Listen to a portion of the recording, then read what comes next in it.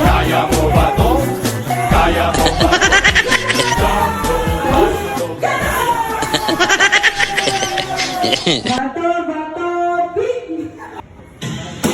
Oh no! Oh no! Bida ang saya.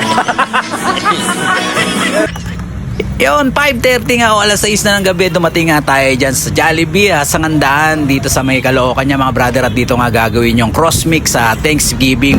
Tara! Tara! Ayan sila oh. Yun, at isa-isa na nga kaming dumating dyan mga brother. May dumating kami dito nung misis ko bandang alas 3 o 3:30 na ng hapon, pero pumunta muna kami ng Divisoria.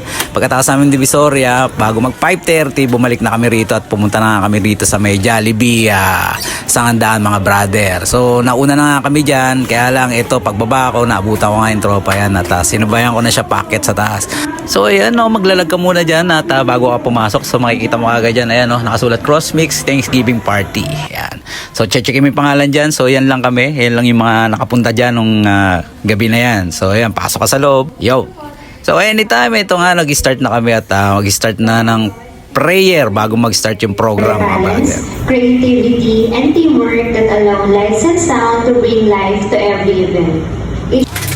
At dito na magsisimula yung program mga brother, at hindi na ako magbo-voice over mga brother. So enjoy watching na lang mga brother. Sa uli na ako magbo-voice over, pasasalamat kay Sir Edward at sa Cross Mix mga brother.